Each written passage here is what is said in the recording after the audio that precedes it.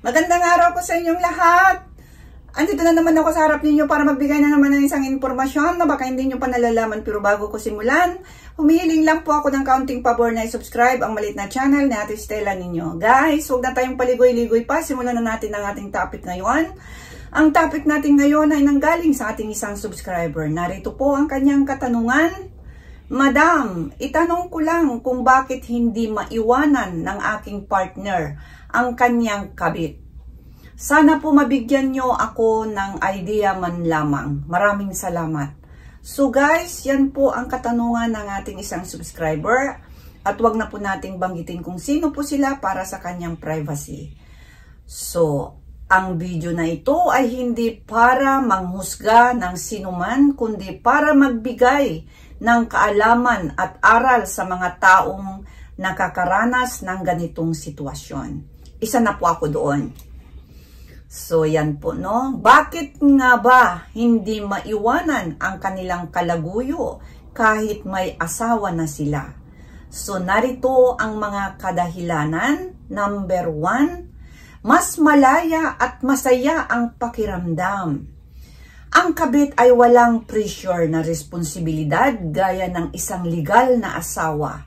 Mas masaya, exciting, at madalas walang away tungkol sa mga bayarin o problema sa bahay. Sa madaling salita, masarap ang relasyon dahil walang bigat ng totoong buhay. Ang tukso ay laging mas matamis, pero tandaan natin, hindi ito tunay na pagmamahal kundi isang ilusyon ng kasiyahan. So yan po ang una na bakit hindi maiwan-iwanan ang kanilang kalaguyo. At ang pangalawa naman, may bagong kilig at pansin naman ito. Ang isang relasyon ay maaaring magbago sa paglipas ng panahon. Minsan nawawala ang dating kilig sa mag-asawa. Kapag may kabit, nararamdaman ulit ang atensyon, lambing at init na minsan nang nawala sa kanilang pagsasama. So ang ibig sabihin guys, hindi maiwan-iwanan dahil sa mga bagay o mga bagong kilig at pansin na ayon na nga na yung paglalambing, no? Yung atensyon at init na minsan nang nawala sa isang relasyon. Na kagaya nung bago pa lang kayo, nandoon yon, no? Na ang atensyon, paglalambing. Ngunit kapag dumaraan na ang mahabang panahon ng pagsasama ng mag-asawa, natural lamang na hindi na lang ito ang napapansin. Kaya kapag nagkaroon ng kalaguyo, ito na ang mangyayari, no? Yun na nga, may bagong kilig at pansin.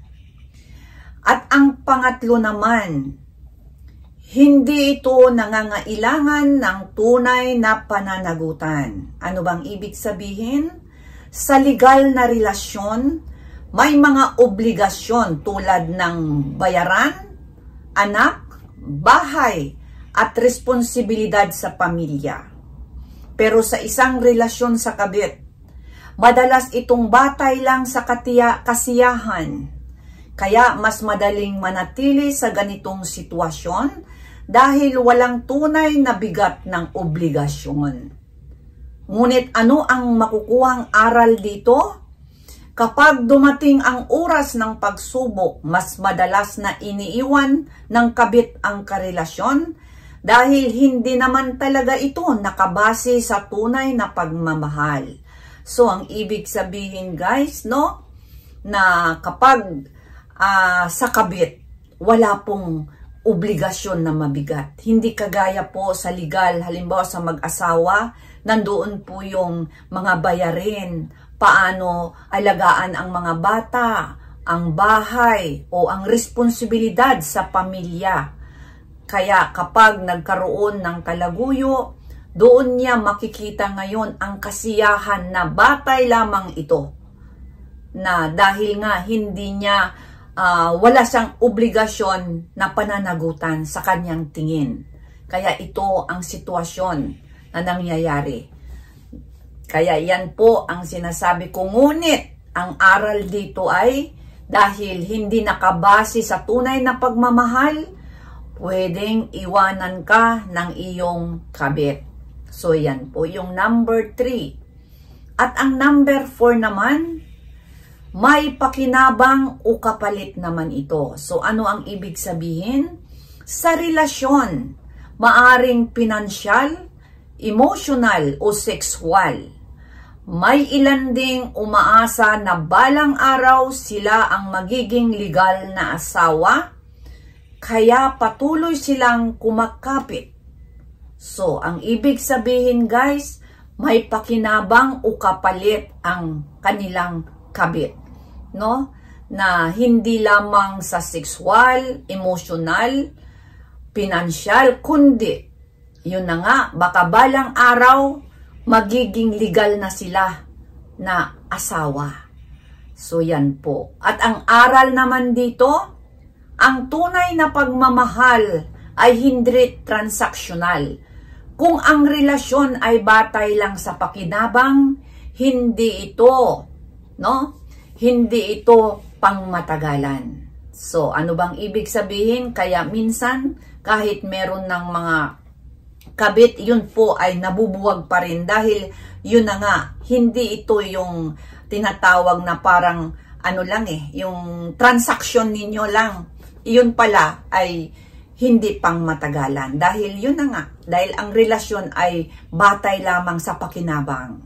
So yan po yung pang-4. At ang pang-5 naman natin, may emotional o physical na pagkalulong. Ito naman ang pinakamalakas. Ang iba ay takot nang makipaghiwalay sa kabit dahil maaaring may banta, emotional na attachment.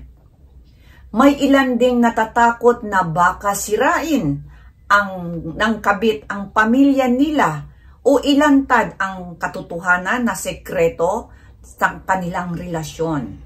So ang ibig sabihin guys, merong pagkalulong, hindi lamang sa, anong tawag dito, sa emosyonal, pati sa physical. No? Kaya hindi na rin masasabi natin na, kayang-kaya ko itong, pakawalan o hiwalayan ng basta-basta. Ngunit yun pala ay meron ng takot, kasama na ang takot. Dahil nga, baka hindi pa alam ng asawa. Tapos sabi ng kabit, o sige kapag humiwalay ka, ilalantad ko ito. Nangyayari po ito Nababasa kong minsan doon sa Tulfo in Action na merong ganito na yun na nga kapag hihiwalayan na, wala na. Nagsisimula ng mag-stalk yung lalaki o yung babae, sasabihin sa kanilang asawa. So yan po ang isa sa mga bagay na hindi na niya maiwan-iwanan ang kanyang kabit. At ano naman ang aral dito? Ang tunay na malayang tao ay may kakayahang panindigan ang tamang desisyon kahit mahirap pa ito. So ang ibig sabihin, no, kung ikaw ay tunay na malayang tao, alam mo paanong magdesisyon. Kung hiwalayan mo ba o titigil ka na ba, ikaw pa rin ang magdedesisyon. Panindigan natin ang tamang desisyon kahit ito po'y napakahirap. So, hayan po guys. Maraming salamat sa iyong tanong at sana nagustuhan nyo at nagpapasalamat ako at ginawan ko na lang ito para na rin sa kalahatan para malaman nila. At sinasabi ko na, hindi po ito panghuhusga ng ninuman, kundi magbigay kaalaman at aral sa mga taong nakakaranas ng ganitong sitwasyon lamang. Maraming salamat sa inyo at sa muli ang inyong lingkod, si Ate Estela ninyo. Bye-bye!